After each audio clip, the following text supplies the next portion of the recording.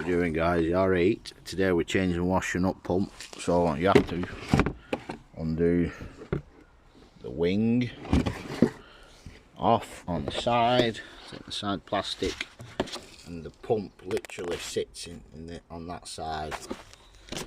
So this is the pump, dead easy to undo, just pushes into the tank, then the hose pipe connects up, and that electrical connectors. So dead easy to do.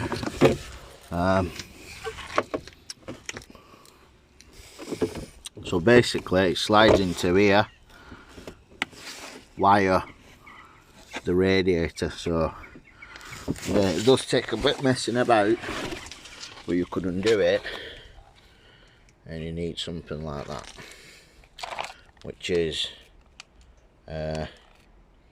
T20, torque 20 or something. And yeah, that was a good one. Right, let's change it.